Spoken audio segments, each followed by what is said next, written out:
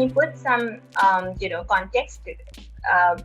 Understanding that corporate criminal liability as a legal concept is still evolving. We still haven't reached the levels to have very clear laws and clarity as to how we go about it. And given the multiplicity of agencies, for instance, we don't have a central agency investigating an offense that leads to a problem of over prosecution. We have what we might call a presumption of guilt. A single accused of a single transaction is first taken into custody by the ED, then the CBI, then the SFIO, and the train goes on.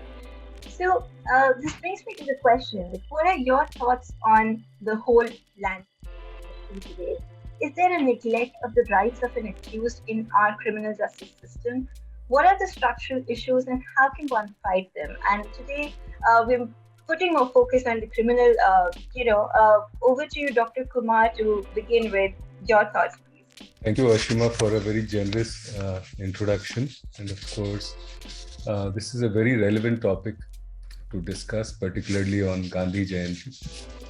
In fact, last 2 years, we have been tossing with the issue of police reforms, and we've made submissions to the Home Ministry on what needs to be done to balance the scales between the rights of the accused and the rights of the law enforcement agencies, stroke the police.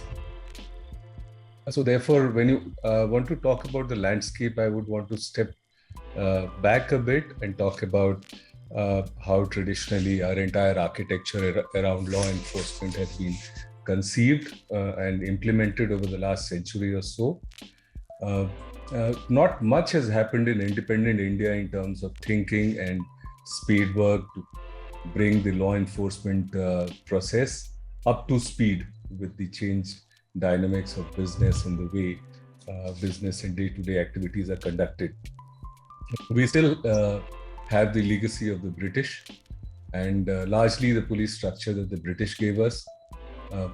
Number of times this has been brought about for some reason because of this being an issue of the states and the center both need to align to bring about the reforms. Not much has happened over the last 7 odd decades.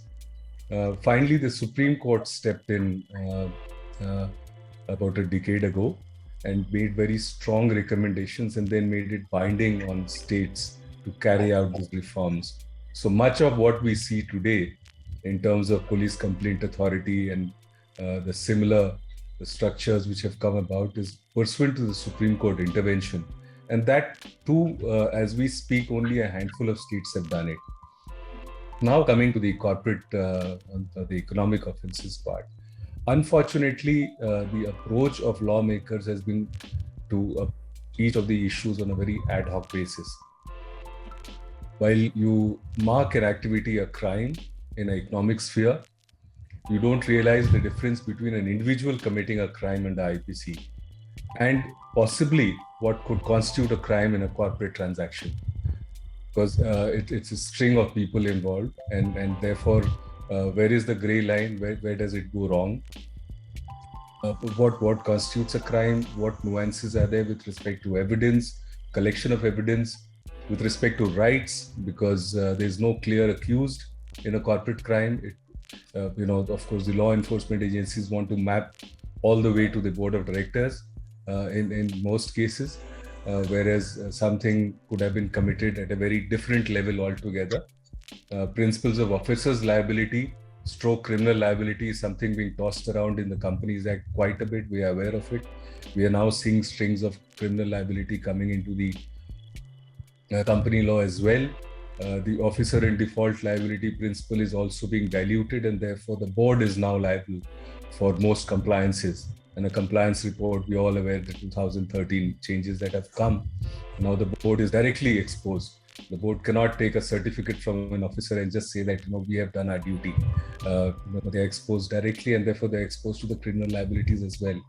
So my take is that, as much as we want to have a level playing field in the business and corporate area between the different stakeholders, we cannot just apply the existing criminal jurisprudence which we are carrying from the British time with respect to the police working on the corporate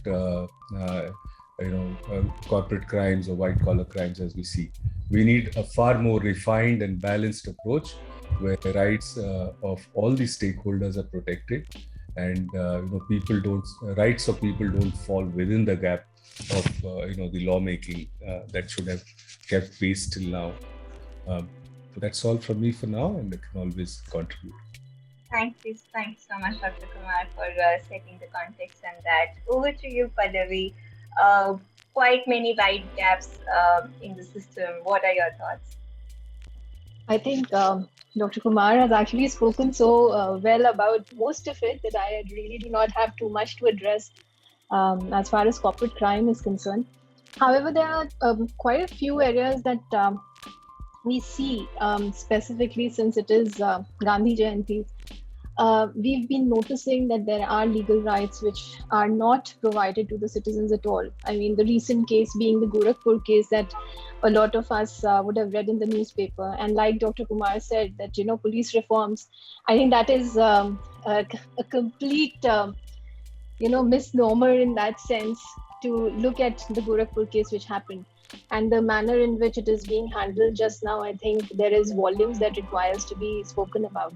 I agree with Sir with respect to Prakash Singh case that it was definitely when Justice Kehar and everybody intervened and said that there is a requirement that the state governments should come and the Home Secretary especially should come and put it on the affidavit that these are the steps that they are going to do in terms of having appropriate police personnel, police training should be provided, etc. But this was more to do with, IPC related offenses. When we saw PMLA and specifically how it evolved, I think Sir obviously would have seen it to a much larger extent when this act actually came in 2002. And then you see that it comes in effect from 2005. Major amendments actually only took place in 2009 and 2013. And that's when I would say that it became draconian in that sense, where you've got attachments of properties which are being done left, right, and center, and there is no, the adjudicating authority is not working. There is no appellate authority just now. Everybody has to go in a jurisdiction to the High Court if there is an appeal that needs to be done. Thankfully, a lot of it is being addressed before Justice Khanwilkar's bench just now in Supreme Court, where specifically most of these problems of PMLA are going to be addressed. We also saw Justice Nariman, who, in Nikesh Tarachand, he gave, I think, one of the most brilliant judgments to put in a lot of PMLA-related problems that were put into rest. But when we see, specifically around Section 50 or so, where we see that, the director has been given the power of acting as a civil court and to be able to, have anybody summoned and without even addressing, any of the statements which are there, not even a fair trial in that sense, like you would have in 161, for instance. You would have a statement which is recorded before, the investigating officer, but then you can only use that statement to confront a witness. But here, any statement that is getting recorded before the director is actually going to be used against you. So the entire principle of natural justice, it's just not there. And this is why I feel PMLA, in some senses, as a matter of fact, I don't think I will be actually misquoting myself here, but a lot of provisions were taken up from UAPA and put into PMLA, which is where we see that, if UAPA was supposed to look into terrorism, this was only supposed to look into money laundering. But connecting the two is where we are finding a lot of problems, and especially in terms of effectively having it run through, at least in the country. So the intention was completely right. I mean, I think money laundering, of course, continues to be one of the biggest problems that we face, especially when you link it with NDPS matters and things like that. But essentially, I think there is so much which is wrong with the act that it causes definite, those one would have imagined that those were the teething trouble which comes with new acts. So, for instance, when IBC came in, there were these teething troubles that everybody had. But PMLA has been there for such a long time that these teething troubles should have been done away with by now. we are seeing, like Sir said, when there is any ECIR which is registered, you will have the CFO, the directors, the CEO, the CTO, everybody will be, sitting in front of the director, and they will not be getting a bail at all.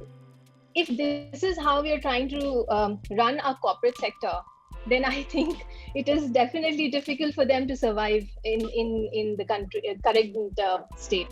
So I think that's about it from me. I hope to hear more from Shariq now. Yes, thank you so much, Pallavi. Over to you, Shariq. Do you also agree that there is too much of an interference of one legislation into another? And what is it that we are seeing today? After having heard Mr. Kumar and Pallavi, I think they've broadly covered. Actually, they've broadly covered the main aspects of the act which cause problem as far as the regular citizens are concerned. But I think I just want to address the fundamental problem, which is the architecture of the act. If you look at the act, PMLA, let's take PMLA for example, the definitions are overbroad. They can literally bring in everyone under the sun. In fact, the recent amendment of 2019 made it even more over. What was overbroad was made even more overbroad. You used words like directly, indirectly, doing money laundering. When you use these overbroad definitions, then any activity can be brought within the dragnet of money laundering. In fact, now as we speak, any imprudence, any negligence, which is not criminal per se, can be brought within the dragnet of PMLA. So what the act has done, it has compounded the problem. And I mean, Pallavi said that the intention was right. I agree with her on that aspect. But the implementation, the execution has been absolutely wrong. I do not see any convictions happening under PMLA. I do not see the attachments being taken to the logical end. All the attachments are being done in a mechanical manner. Like Pallavi pointed out, the tribunals are not working. Fortunately, in March, we had the judgment of the Punjab and Haryana High Court, which clarified the law and said that the properties acquired prior to the commission of the offence cannot be attached. Before that, anything that you had acquired way back in say 80s or 90s or even inherited property was liable to be attached. And unfortunately, under the scheme of the act, you have the burden is on you under Section 24. How do you discharge that burden? Property which is accrued to you by operation of law, by law of inheritance, is now up for grabs, and they attach everything. And the tribunals, as a matter of course, they confirm all the attachments. The appellate tribunal till Justice Manmohan was there was some hope. But after Justice Manmohan left, that's my personal experience of it. At least he had the judicial acumen to at least distinguish between what is a mechanical attachment and what is an attachment which actually deserves to be confirmed. But now it's all become mechanical. And now even the tribunal not functioning, we have to run to the high courts, get a stay from there. And most of the time, the officers do not even record their satisfaction. There is no satisfaction to begin with. The act says that you have to satisfy yourself that the property is liable to be transferred or concealed. And based on that apprehension, you then have to attach. But you simply pick up the words of the act, you reproduce them in the attachment order and say that they're likely to be concealed and transferred without even giving an iota of evidence to that effect, that as to how and why a property which has been acquired in 1990s is now likely to be transferred. And especially, even for residential houses in which people are living, you've said they are likely to be transferred, and then you've attached them. And the attachment content, and this happens ad nauseum in all of the cases I've seen, attachments have happened. It's a serious cause of concern. And even, the scheme of the act is such that the moment the attachment gets confirmed by the adjudicating authority, you have to vacate. Within a period of 90 days, you have to hand over possession. So, you're actually running against time when you're trying to kind of save the home and hearth in which you're living. So the architecture of the acts have to be looked into. There are various aspects, like Pallavi talked about Section 50. I just had a case just yesterday. A person who's already charge sheeted in PMLA is now being called upon to record statement under 50. And I say it's a violation of my constitutional right. I have a right to remain silent. You can't now compel me to give an evidence. It might be an innocuous statement, but the law is that I cannot be compelled to give evidence whatsoever once I am an accused. And that's a constitutional right. No statutory right can prevail over that. But this is what is happening. They call any and everyone, and everyone has to go. Even people say in Bombay have to go to Delhi to record statements. I mean, in for that matter, any other state in which the offense has taken place. And the overbroad definitions, the usage, the mechanical application, I think this is all the anathema of the system that we are currently dealing with. And bail, one example. Fortunately, like Pallavi just said, Justice Nariman's judgment, it struck down the twin conditions. But now they are seeking to revive it again. And the trial will take 5, 7, 10 odd years, and the person will languish in jail. I mean, his rights under 21 are, all caution is thrown to the wind just because you believe some guy has gotten money and he's laundered it, and you have absolutely no proof of that. And now with the definitions, even it's directly or indirectly, you can be brought in and you might as well suffer incarceration for long years, and there will be no bail for you. I mean, all of this are issues that have to be addressed. And I completely agree with Dr. Kumar and Pallavi that these things ought to have been decided by now. But we are still taking these baby steps. We're still, giving this leeway to the investigative agency when the law is, I mean, it's a cliched law, but I am innocent till I am proven guilty. All my rights are attached to me till the time you convict me. Before conviction, I have all the rights under the sun. Everything, the act may be in their favor, but the judges have to be in my favor. That's how I see it. But unfortunately, we get, they come up with these, terms like financial terrorism and money laundering and scams. And, at the end of the day, a judge is also a person who's living in a society. I mean, he does not want to be a person who somehow perpetuates the problem. So they're always, a bail is looked at, a nice stopgap arrangement to somehow stop everything. But unfortunately, it impinges on my rights. So I mean, all of these have been are issues which we have to look into, and the courts have to have a more than proactive role, not just a proactive role, a more than proactive role. And it's not a favor; it's their duty. It's their duty to preserve my rights. The courts are not doing me a favor by protecting me. They have to do it. Whatever be the scope, intent of the law, eventually the interpretation is up to the courts. So now the legislature has done what it has to do, but now I think the ball is in the court's hand. You have to come up with these progressive judgments which somehow expound the law, keeping it in sync with my constitutional rights. And the moment there is any transgression, you have to come down hammer and tongs on them. That, I believe, is what we have to look into. The courts have looked into, and we as lawyers have to somehow, do our bit in evolving that jurisprudence. Thank you, Sharik. Thank you so much. So clearly, constitutional rights are at stake. Dr. Kumar, coming back to you, to know from you, the idea behind today's webinar is to let the common man know what is it that they can do. वो क्या कर सकते हैं ऐसा जब we as lawyers are struggling, are here to comment on the law and how it's not being executed and implemented well. But imagine the plight of people who don't even understand the law. Now, in that scenario, what are the cases you've seen in your experience, spanning from small to big corporates or other people? What have been the various problems in those cases? And through that, what is the message you can send to the common person listening in today?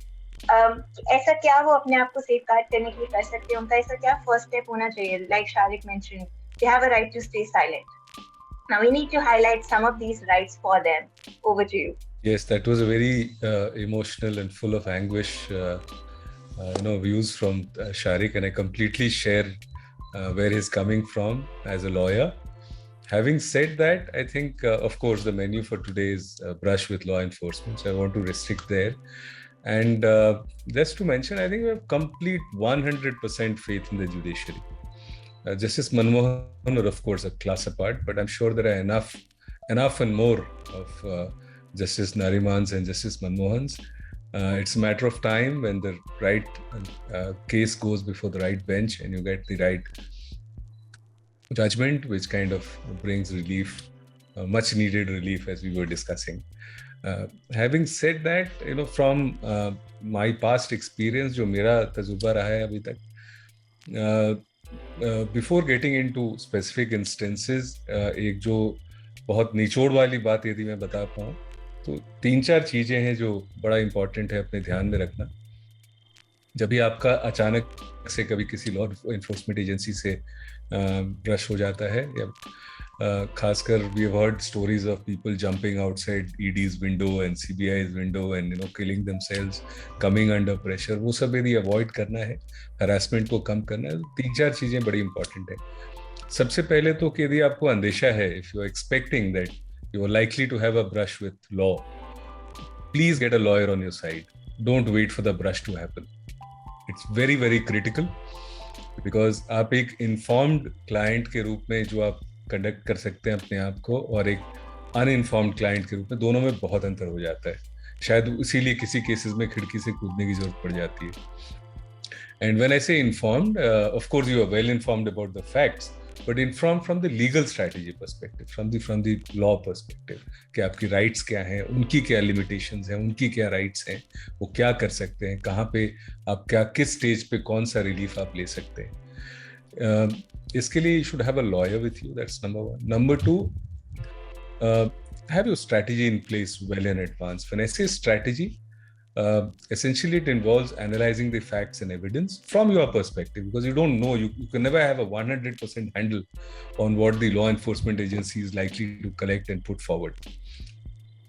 So getting a handle on the relevant facts and evidence, getting a handle on your rights, जैसे अभी PMLA की बात हो रही है, इसमें rights का definition कुछ और होगा एक्यूज्ड का, जनरल आईपीसी में कुछ और होगा, कंपनीज एक्ट की वायलेशन होगी तो कुछ और होगा, अकाउंटिंग वायलेशन है या कुछ और है, ABCD UAPA है, तो depending on where and what is the spectrum of the facts that you talking about, getting a proper handle on your rights generally under the law, rights as an accused in the general frame which you can also be entitled to, and the other aspect is the possible remedies that you can have. What remedies for what, at what stage. बहुत सारे आप कभी discussion करेंगे वकील से तो वो 10 चीजें गिना देंगे आपको कि जी हम रिट में भी जा सकते हैं, हम बेल के लिए भी फाइल कर सकते हैं, हम यहाँ भी जा सकते हैं, उनके सुपीरियर ऑफिसर को कंप्लेन भी कर सकते हैं, हम वहाँ। सो amongst this whole spectrum of confusing remedies that you have, you need to really have a good analysis and a handle on what remedies, when, and what's the right time for it. ये सारी चीजें पहले homework कर लेने से बहुत कुछ आपका काम आसान हो जाएगा, और ये तजुर्बे से कह रहा हूँ because हमने इस तरह के सपोर्ट दिए हैं. We have seen clients coming out of very difficult situations. Dr. Kumar, just to add one question there, such great points. How much reaction time does one get?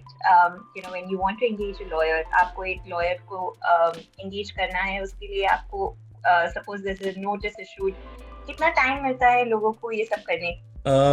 यदि हम कॉर्पोरेट इंडिया की बात कर रहे हैं जिस पे मैं रेफर कर रहा था, आई थिंक उसमें आपके पास सारा टाइम है. It's like it's said that once you grow beyond say 35 or 40 you should do an annual health checkup, right? अपनी ताकि आपकी तबीयत ठीक रहे और आप अचानक से कोई हार्ट अटैक ना आ जाए, कोई शुगर आपकी, ये तो I think support, legal support on a complete, we call it right to operate. जो प्रोडक्ट हम ऑफर करते हैं एज अ फर्म, मतलब right to operate means that your ability to operate without any hindrance.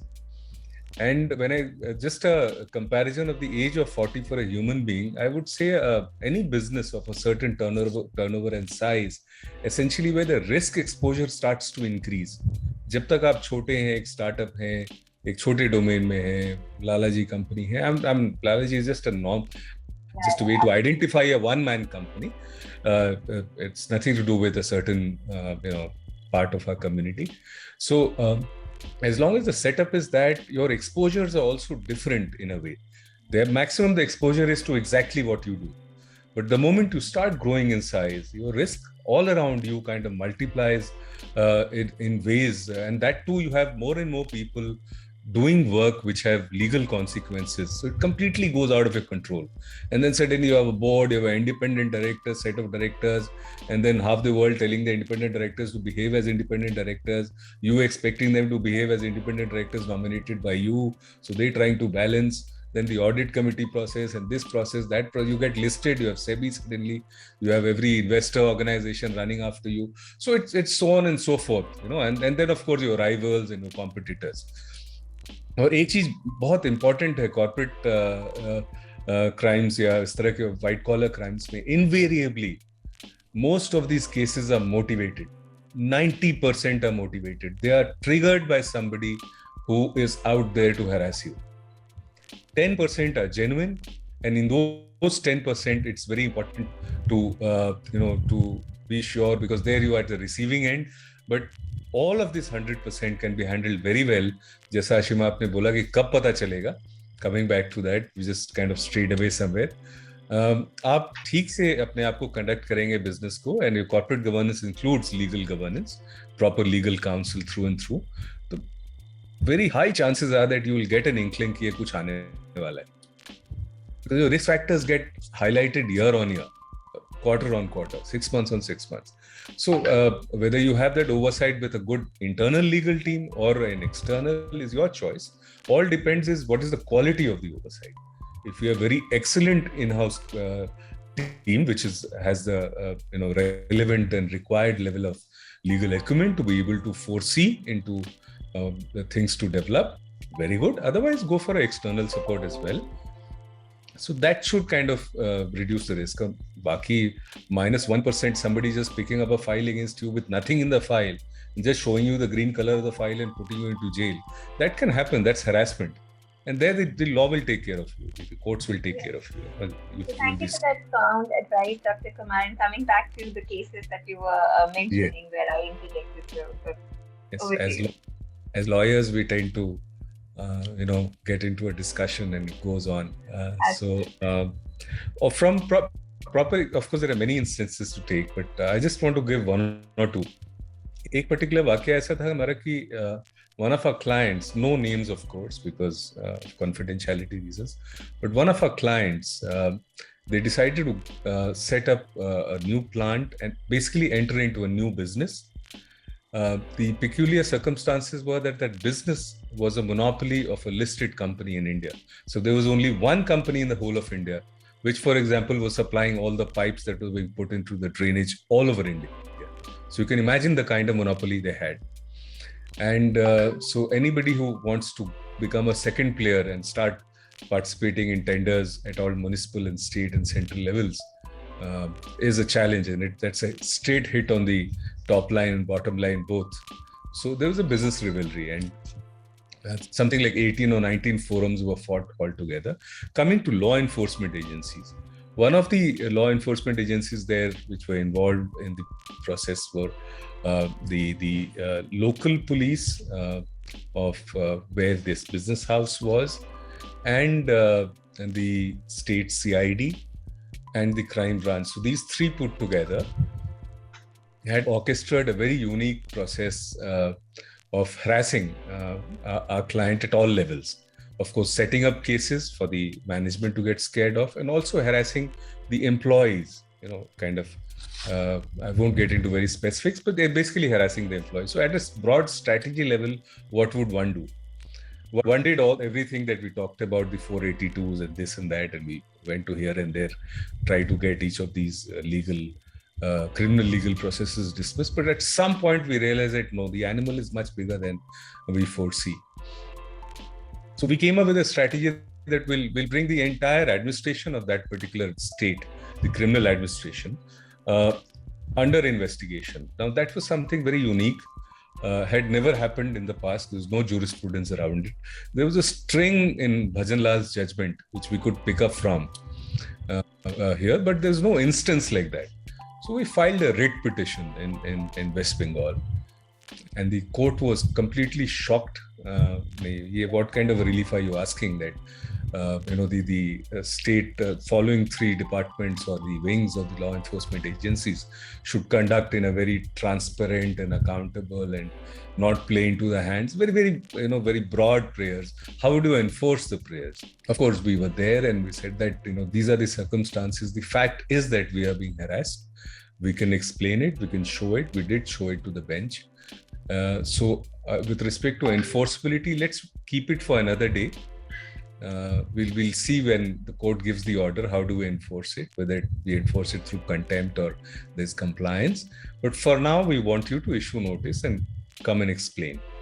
And sure enough, the court did issue notice. And the magic was at the moment this entire set of law enforcement agencies came into the oversight of the court, because you had a pending writ where everything they did from then on could be reported and explained to the court. The conduct completely changed. And that was the turning point in this entire rivalry, where the law enforcement agencies were being used as a handle. And so oversight this is something, a learning that we developed, that the moment, if you can't control the animal, go a level higher, just put the lights on, let everybody see how the animal behaves. So that's very important. At some points, it's not the usual medicine to be applied everywhere, but in some very difficult times, when you're pushed to the corner, when your back is to the wall, I think the way to fight back is to completely take it open, expose it, and then therefore that's one. Another example quickly before my other colleagues can also come in. Similar brush with respect to a very big business house in India and a foreign company from Europe. And the whole effort of the big Indian business house was to throw this foreign company out of India, essentially to ensure that they're not able to do business in India. And all instrumentalities of law enforcement were being used as a handle, right from ED, CBI to police, of course. And very unique things had to be done. For example, the ED would always pick the weakest manager in the team of our client. He would just not speak to the directors. He would just not speak to the lawyers. Their team would just call up this guy and ask him to come to their office in Bombay. And it went on. Similarly, the police would call up exactly the foreign directors. When they would come for a board meeting, they would receive a call that we want you to come to a certain police station. Very similar approaches, where something different that is done here is, in most of these law enforcement initiatives which are backed by motivated action, facts have to be brought on record. Facts have to be brought on record so much that the law enforcement agencies come to a point that they have to explain what they do actually. So their ability to harass is much higher having one side of motivated facts, and gets reduced much lower when a whole bundle of facts are transparently put before the agencies. So we got a chance in this process, just to summarize, where somehow one of the string of these proceedings came to a magistrate.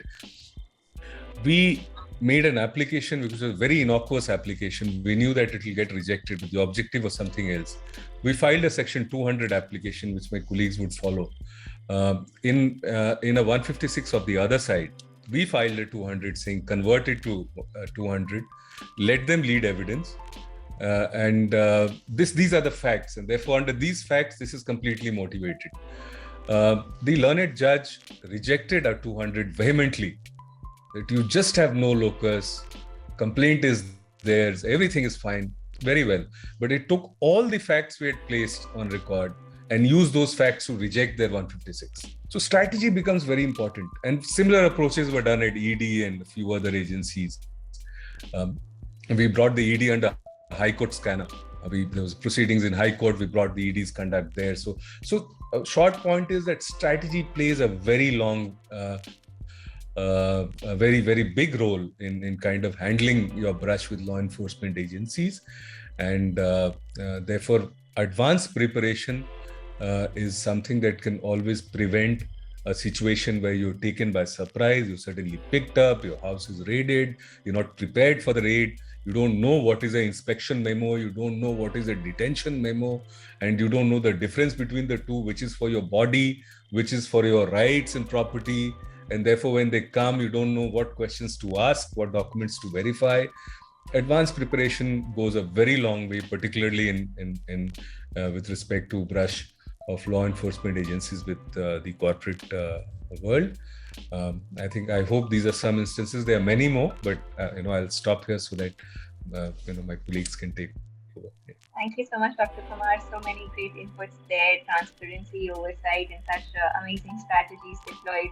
So thank you so much for sharing that with us. I'll move to Pallavi. And Pallavi, your thoughts on, you mentioned in your opening comments PMLA being a very draconian law. Now, what makes it so draconian? And then, following it up with what are the rights therein for people to escape these draconian laws or their brush with PMLA authorities? Considering that it is a draconian law, there are very few rights which are basically available. But like Dr. Kumar said, when Sharik had just finished it, he said, he's got all emotional. Now it's my turn to become all emotional about what all is wrong with PMLA just now. I think a lot of problems that are coming right now with PMLA is, of course, with the predicate offenses which are there. So earlier when you had just Schedule A, now you've got Schedule A and B, everything has come over. The predicate offense, the whole terminology has become really vast in that sense. I think from a practitioner's point of view, there are a couple of things that I'd really like to pinpoint just now. And also the fact that these are matters which are pending before various high courts. So if somebody is actually going through, any of the practitioners who's going through these challenges, they can definitely, look at these proceedings which are just now sub judice. So for instance, Sharik had said about provisional attachment orders. So when a provisional attachment order is passed, there is a notice that comes and you have to provide relied upon documents, which essentially the ED does not provide. And there's a case which is going on just now before Justice Pratibha Singh. It's the Hamilton House case. So if the practitioners are there, they can actually take note of it. And there she's laying down the entire scope with respect to when and how the relied upon documents should be provided when the notice is sent. That is one. Second case which is going on just now is, I'm talking about Delhi High Court because that's the area where I practiced more. The other case which is going on is just before Justice Rekha Palli, which is with respect to, and a lot of, I think Sharik and both Dr. Kumar will agree with me, that with the lockdown which took place, the adjudicating authority just now, the PMLA-AA, has only one single person who's a technical member who's acting as a chairperson just now. Now, I'm sure Sharik and both Dr. Kumar, who would have addressed him in other provisional attachment orders, would know how he gives you only 5 minutes to argue an entire case, which is, I think, clearly against the principles of natural justice again. But having said that, there is a provision that within 180 days, if the adjudication has not taken place on the provisional attachment order, he becomes functus officio, right? So the AA cannot really, any order that comes out of it cannot be enforced as far as attachment is concerned, and therefore the property is not attached anymore, if we read the words of the Act. So there is a case which is going on, which is a Vikas WPA case, which is just now going on before the High Court. The single bench said that if 180 days have lapsed, even by 1 day, he becomes functus officio. So therefore, the provisional attachment order is redundant.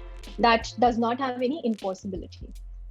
Now, ED, of course, has gone in an appeal and it's lying before the DB just now. But I am hopeful that the 180 days clause would be read in toto, and that, that at least that particular part will be, adjudicated in light of the section. Because if there is a statutory provision, you really cannot overrule it just by, saying that, okay, there was a lockdown. If there was a lockdown, a lot of reliance has been placed on what the Supreme Court came up with, which was a suo motu, limitation related order, which was there. But when you read that order, you realize that it was applicable on arbitration related matters or maybe intellectual property related matters, but they are not, that limitation does not really apply on the PMLA related matters. And that's how the High Court has interpreted it. So this is the second part that I wanted to speak about, because I thought the practitioners would benefit from it. Then the third one that I think, and all of these will travel to the Supreme Court, so I'm sure that we have another couple of years for the law to actually get settled down as far as these two are concerned. The third one, which basically encompasses all of these issues just now, is pending before Justice Khanwilkar. It's a special bench which is only looking at all of these PMLA matters. right from reasons to believe, which Shariq had pointed out initially. Now, this reasons to believe has been, I think, the biggest challenge any one of us actually has come across. These reasons are never given. They are bound to give you reasons to believe in writing. These are superfluous reasons which are given. Most of the times, you won't even find those reasons which are given. When the attachment is happening, the reasons are never even given to you. So you don't really know what it is that you're arguing upon, or what are the reasons which are cited. What the learned A had held was that, those reasons are actually given in the notice.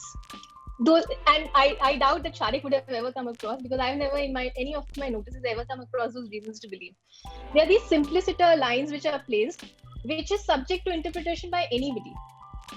So I think one of the major challenges that we are facing just now is with respect to Section 5 and Section 8, which encompasses reasons to believe. Now here, there is a judgment which was by Justice Muralidharan from Delhi High Court, where he had defined reasons to believe in an income tax matter. And there he had also, spoken about the PMLA reasons to believe, and he had said that, a reason to believe cannot be considered as, it does not give you an unlimited power to attach anything or to prosecute anyone. So I think those, specific parts of PMLA which are still subject to adjudication are these case laws, I think, are going to really define the entire landscape. And probably Shariq and I would not get so emotional about PMLA after that. That's one. Second, I think, yes, with respect to, like Sir said, the strategy part of it, I completely agree with him. How he said that you have to have a strategy in place. Specifically because when you have a PMLA matter which is going on, it is never a PMLA matter. There are at least, this entire bouquet of cases which come to you from different other investigating agencies as well. And SFIO, needless to say, definitely gets involved in some manner or the other. And the interesting part is that, like Sir said, you have to be prepared with all the documents that you feel, can go against you. And I have seen with one of my clients that, we prepared everything. But when SFIO actually started investigation, it was a different level of, forensic audit in that sense that they had done, which was very difficult for any one of us to foresee. Because, so for instance, my client was a CFO of an organization which was running for a long time. So for him to have that kind of an, understanding of what was happening previously was very difficult to gather. So, these things, I think the strategy is very important. It's just that, every time that our client was joining investigation, we were making sure that some sort of an anticipatory bail or some kind of an arrangement was made.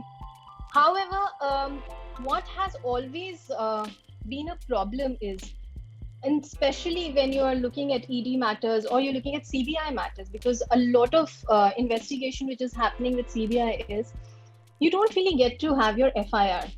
Especially in ED, you never get your ECIR beforehand, right? You'll be called. Let's say, for instance, in a typical criminal case, what will happen is that an FIR will be registered.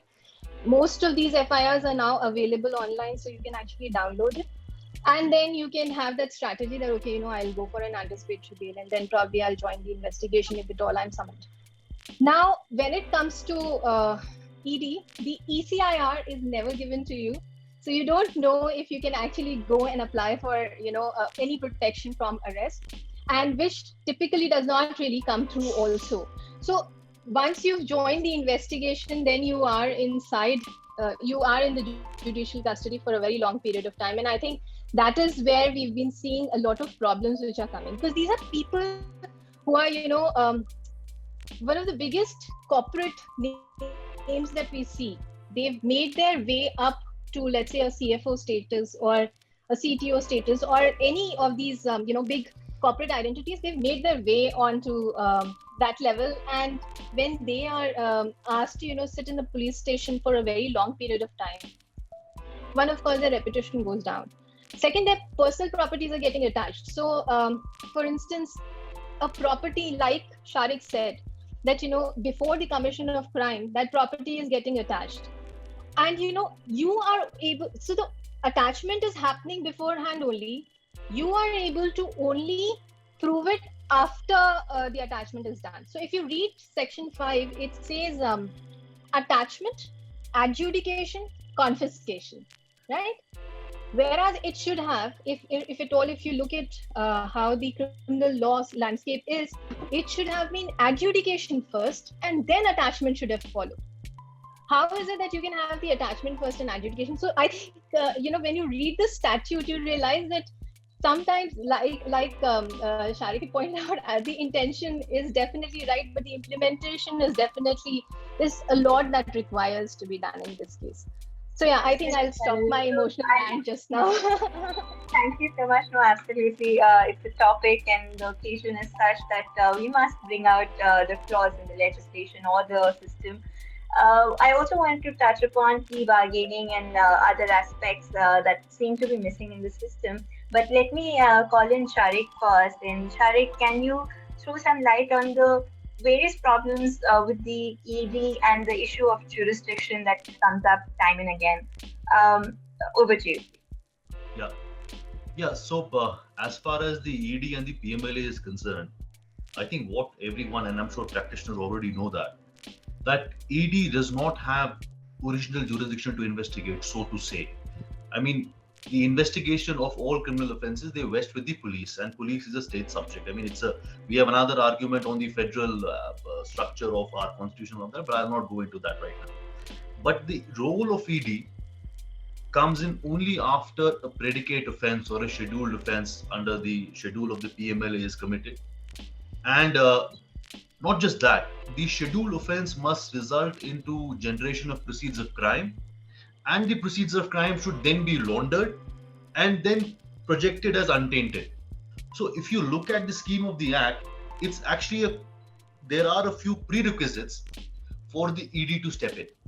Now, what the ED invariably does is that moment any of the scheduled offences are committed, which is which under the IPC are almost all the major offences which a person is charged with.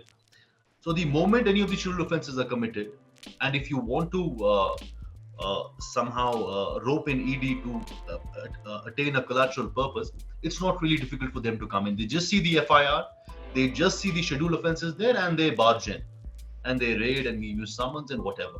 Now that is where you have to identify, and to dovetail what Mr. Kumar said, you have to strategize. That's very important. So the moment you get to know that the ED is actually investigating a matter, you first have to take stock of the situation, whether based on a prima facie study of the case, does ED have jurisdiction at all? Because most of the times what I have seen is that they do not have jurisdiction. They somehow assume jurisdiction without satisfying the prerequisites of law. I'll give you an example. I'm doing a case, again, political overtones. I'll not name the parties, but the question of law is actually very interesting. So the charge sheet has been filed by the CBI. It's a cricket association matter, and the offences that have been charged are 406, 409, and 120B. Now, 406 and 409 are not scheduled offences. 120B is a scheduled offence.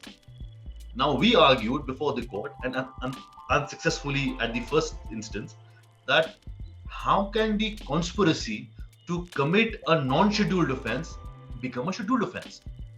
Because if 406 and 409 are not scheduled offences, then the conspiracy, by the same logic, I mean, it's a sequitur of that argument that if the main offence is not a scheduled offence, the conspiracy to commit that offence cannot be a scheduled offence. The matter came up before the single judge, and unfortunately for us, Karnataka High Court in that Congress leader DK Shivkumar's matter, it was a similar issue. 120B read with Income Tax Act, some section of the Income Tax, and they assumed jurisdiction. They argued this point that 120B does not clothe you with the power to investigate. It's a conspiracy. You have to have a scheduled offence. But the single judge there had ruled against us. And the ED relied on that judgment, and we made vehement arguments on this aspect that it defies logic. It defies logic. I mean, you are just trying to achieve something indirectly what you could not do directly. But fortunately, that the judgment of the Karnataka High Court was sailed in the SLP and just landed before Justice Nariman. And Justice Nariman passed an order that no coercive measures be taken place. And the issue is still pending before the Supreme Court. And like Pallavi told, I think that's also been clapped along before Justice Khanvilkar. It's one of those issues as to how what is the scope of the scheduled offences and whether 120B alone can bring someone within the mischief of Money Laundering Act. So the jurisdiction, analyzing the facts, strategizing, and if you realize that jurisdiction is not made out, I believe, that's the kind of practice I have, I take my chances in challenging the whole process. Because I know it's, once they set out on a wild goose chase, they will, like I just mentioned before, any imprudence, any negligence, they give it the color of a criminal misconduct, which unfortunately is not what the law intends. If I've done something out of my own negligence, if I've been imprudent, that does not necessarily give you does not give the transaction or that act the necessary color of being a criminal offense, so to say. So that is why I always try in the matters that I am doing to somehow nip the problem in the bud. And I only do it once I realize that, okay, fine, this is an arguable case. I'll take my chances, knowing fully well, of course, that the system is, the judges are not so keen in, stopping an investigation, because that's how it has been. They always want the investigation to go, and then after it culminates into a complaint, like it does in case of an offense under PMLA, then perhaps at that stage they want to interfere. But I always look at jurisdiction as the most important aspect when a ED matter hits my table. I first want to see whether the jurisdiction is made up, whether there is actually some generation of proceeds of crime, whether those proceeds of crime generate out of the scheduled offense of which he is charged. Because at times they don't even look at that. They don't even see that whether this activity has resulted in this money. If you look at the original, the parent of this Money Laundering Act that you have in India, it's the UN Model Act on money laundering, and because we're following that regime. Now, the act, the UN law or the UN Model Law was supposed to target certain activities, which were, like Pallavi and Dr. Kumar also mentioned, were of a different dimension altogether. Not every theft, robbery, everything in which there's money is involved, you somehow bring and trigger PMLA. Unfortunately, that is lost. We've not looked into that. And once you read the act, the intent always is the last thing that the courts looks into. You always go by the literal interpretation of the act, and you say, okay, fine, the scheduled offense is there, the money is generated, so we have to yield to the investigating agency. But I try my best to somehow always look at the jurisdiction aspect of it and take my chances. Most of the times you're not successful, but it's worth the try. And it also helps in developing this jurisdiction. Like I just mentioned, that we have to have judgments, progressive judgments in sync with our constitutional rights. They will only come about once you take that initiative of taking a matter to court. Now, what happens when a client is served with a summon by the ED? Everyone is scared into submission. That is where the role of a lawyer comes in. You have to somehow lift your client out of that fear psychosis which happens in his mind the moment he realizes that he is up against an investigative agency which has the blessings of the state. And if it's a matter which has political overtones, they generally, people are very, the last thing that they want to do is somehow take it heads on, which I always try to do. Whatever matters I have done, I always listen, now that this come upon us, now you either catch the bull by the horns or let it ram through a china shop. The choice is yours. So, sometimes the people they actually gather that kind of courage to actually take it up, but most of them do not. They said, okay, fine, we want to play safe, want to, whatever they want, we'll give them, not realizing that actually it's not their job to investigate all of this. If at all there is a criminal misconduct, it's an entirely different investigation. The police will look into it. It's a state subject. Let the state authorities look into it. The ED, made under the charter of a UN treaty, having a law promulgated by the center, cannot look into all these offences as a investigating agency of first instance. So all these aspects, once you try and bring to the knowledge of your client, some of them actually gather that kind of courage. Okay, fine, now it's a plausible argument, we can take our chances. But at times, the pressure is so mounting, and it's always, most of the times the clients don't consult just one lawyer. There are too many brains being brought in, and everyone has a different perspective. I mean, I'm sure if a client is given to Pallavi, me, and Dr. Kumar, perhaps we may give different advices, because we've brought up a certain way. We have a different style of practice, and all may be right in our own spheres. That's the whole idea of being an individual. And I mean, learning from. I mean, I've had my experiences. I've learned the hard way. You lost matters which you thought you would have won, and Pallavi might have won matters which she thought she must have lost. So I mean, that's how this how your practice eventually develops, and that's how you become a lawyer. So when a client consults more than one people and more than one person and different advice is given, that also somehow it dilutes the whole whatever intent you may have to safeguard the client. And as a result, if you're arrested or if your attached properties are attached, then it's always difficult to somehow getting that attachment done. Like Pallavi just said, the reasons to believe, and I completely agree with her. I have never seen reasons of belief in my practice. They are not given to us. It's reason to believe which exists in the figment of imagination of the deputy director or assistant director, whoever the guy is who's other. But it's his own creation. I mean, it could very well be nothing at all, but he just recalls two lines, and a process of law which has its own importance, because eventually once you're taking away my property, it has to be done by a procedure established by law. And the procedure that's established by law has to be fair and reasonable. It can't be arbitrary. It can't be based on the whims and caprices of a guy who's somehow passed some exam, is now become some assistant director. I mean, don't take that is that emotional again, because I've actually, I've seen it. I've seen these guys operate in a manner, in which, you somehow feel you're above the rule of law. I mean, no court will look into it. The court will not second guess their, investigative powers and all of that. So that's where that's where my kind of practice comes in, and that's where I've learned. When I see this, what do you call this? This insolence on part of the authorities, on part of these investigating agencies. That's where it irks me also. I said, okay, fine, we have. You learned law, you try and you want the constitutional rights to be upheld, and when you see them being flouted, and that too with impunity, so of course you take it.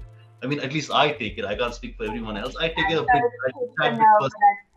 I'm sorry to hit you now, Tariq. So thank you so much on highlighting the aspects that you mentioned on the fear psychosis. I think that's what gets to people every time someone is summoned by anything to do with the law enforcement. The very reason we have this discussion is just to tell them that there are various ways this can be handled, the kind of things Kumar, Pallavi and Shariq. So I hope the discussion was helpful to people. Before I close the discussion, I would just like to do another round of last comments from everybody, starting with Dr. Kumar. Dr. Kumar, there was a question I had in mind about plea bargaining. Seems the case that, in the other jurisdictions, in the Western countries, these offenses are treated a lot differently. The conviction rates are higher. What is missing in the system, and one point from you on that? Yeah, so plea bargaining, in fact, Ashima, was introduced in the Indian system as well. In the amendments to the Criminal Procedure Code in 2000, we have a section 265B, and it has its very specific limitations on the scope of plea bargaining, and the accused can make a request for plea bargaining, can move an application. To a layman who's probably many non-lawyers who may be possibly watching this program, कोई भी offence होता है तो उसको 3 bucket में हम रख सकते हैं. एक कंपाउंडेबल, दूसरे वो जो पॉसिबली प्ली बार्गेनिंग के स्कोप में आते हैं, और तीसरे जो बहुत ही स्ट्रिंजेंट है जिसमें अप्लाई नहीं होता है. Why plea bargaining has failed in India is primarily because the way our entire judicial delivery system has been working so far has not been very conducive to encouraging plea bargaining in India. So the outlook of the prosecutor, the DAs in the American system, as we keep hearing, the outlook of the prosecution is quite different in the Indian setup, and for various reasons. I mean, of course, Sharik was mentioning it again very strongly. I just want to say that, all these folks are from amongst us. They're all one of us. Just that when they go and occupy that chair, the trappings of that position is such, the way the system works in governance in India. In fact, transparency is possibly lowest in the list of priorities, and therefore writing anything elaborately that can make the entire proceedings transparent and accountable is something which is not on top of the priority. And that is the continuous tussle between the governance from the government side or law enforcement agency side and the judicial oversight. And every time a judicial oversight comes is essentially to clear up this vagueness. So that's going to be there. We have to live with that. And coming back to plea bargaining, I think unless our entire judicial delivery system, especially on the criminal side, becomes a lot more transparent, the prosecution is made a lot more accountable, purely out of the conduct, not just the academic accountability in terms of code of conduct and etc. In terms of transparency, unless they are made accountable, plea bargaining is something that is not encouraged, because there are various factors which play out, various stakeholders whose interests clash, a lot of which cannot be discussed in a forum like this. But of course, transparency will make it conducive to discuss everything and iron out all those issues and make the prosecution accountable, so that they can encourage and give the right importance to an accused's rights to plea bargain. Thank you, Dr. Kumar. Transparency is the need of the hour to even allow all rights to function. Pallavi, over to you for your closing comments. No, I think there's very little to say. We've already spoken so much, and Dr. Kumar has just sort of summed up everything. But yes, my only take is that I think everywhere, and specifically with these acts, when it comes to the implementation part of it, for all of us, like Sharik just said, that if there is the first instance, you look at jurisdiction and you try to challenge it. I completely agree with it. The fact that we sort of try and look at where all we can try and get as much legal right as possible through the court route, and that I completely agree with. But I from if it was supposed to be utopian world, and it was supposed to be the most perfect world, I would have appreciated if the court's interference would have reduced, because what is happening is that a stay comes in. There are matters where stay has come in like some 3 years back. There is not much that has happened in 3 years time frame. And what is happening is one party is actually enjoying the stay. The other party is really not, is completely, affected by it. And at the end of the day, what are we seeing? That there is no light at the end of the tunnel, because there is no logical conclusion that is happening. And there are so many such matters, specifically as far as PMLA is concerned, smaller issues everywhere, and these are getting stuck. So yeah, in a perfect world, I would have wanted that all of these I'm sure as lawyers, our work would have reduced considerably, especially the litigating lawyers like us, whose bread and butter it happens to be. But it would have ironed out quite a bit of challenges that we come across. And the problem is that every single matter has more or less the same problems which are coming in, and we are approaching courts, and it's all of these matters are only getting tagged together, and no adjudication is happening. So I see that that kind of a judicial intervention, somewhere it has to be managed, or maybe time bound in that sense. Some method to the madness going on. So Sharik, over to you for your closing remarks, please. No, I think we had a very illuminating discussion today, and if I could just sum it up, I mean, it's important that we have these kind of discussions in which we try to cater to the people who are eventually the recipients of this whatever little knowledge we may have, or what we share, and what comes out of these discussions. And at the end of the day, it's important that everyone who's afflicted or affected by these investigations must be well cognizant of their rights, they have to get, like Dr. Kumar pointed out the first time when he spoke, that you have to have a lawyer on board. I mean, most of the times most companies are, penny wise and pound foolish. You let it slide. You say, okay, fine, nothing will happen. We'll see if you've done nothing wrong, and we are a very ethical company, and but when push comes to shove, you realize that it's opened a kind of worms that you never thought were there. There were skeletons in the closet which you thought were there, but they actually were there. They were lying there for so many years, but you chose not to take expert opinion. You chose not to bring a lawyer on board.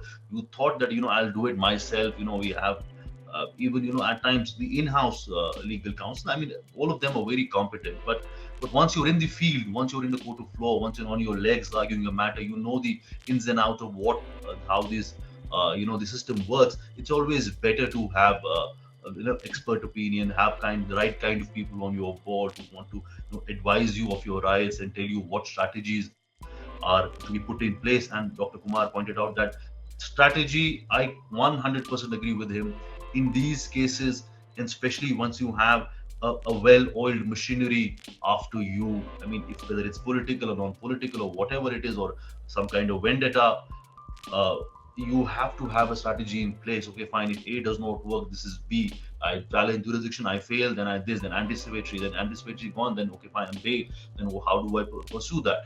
And so all of that has to be kept in mind once you are faced with these problems. And expert opinion is very, very important. Very, very important. I mean, if anyone is listening right now, you ought to have, even if it's a innocuous summon given in an ancillary matter in which you're not involved, you feel that I'm barely involved in it, but it's always stitch in time always saves nine. You have to get the right people on board, strategize, and let you have to trust with the industry experts. I mean, you have to trust with them. You have to somehow, because till the time that does not happen, till the time you're always second guessing your attorney's opinion, your lawyer's opinion. It always messes the whole strategy up. And I've seen cases suffer on that account. You give an advice and you feel, okay, fine, maybe he's saying because he wants to, the monetary aspect of it. There's so many other aspects. Clients have different perspectives in their mind, but it's important that you take the right kind of advice and always be prepared when it comes to these situations. Know your rights, and more importantly than knowing your rights, you should always know how to enforce your rights, because the enforcement is more important than just knowing your rights. So the enforcement, where people like Dr. Kumar and Pallavi come in, we have to helping the client enforce their rights. I mean, it's one thing for the right to exist on a book, entirely different thing for the law, for the right to eventually culminate into some kind of protection being afforded to your client. So that's very important. That's where I feel experts should come in. And of course, the courts have to play their part. Like I told, we have to have, it's a long way ahead. Many of these sections have to be looked into. So I hope we soon evolve this jurisprudence. Thank you, Sharik. Thank you so much. Thank you so much. In common parlance, do not self-medicate. Please do not Google various things. Go to the experts. Allow them to take your matters in hand. Do not fear. There are ways to come out of some of these draconian laws. So I hope this discussion was useful to all of those who joined us today, and to common people and non-legal minds, to legal practitioners, whoever has joined us. Thank you so much. If you have any more questions, please write to me at ashrama@businessworld.in.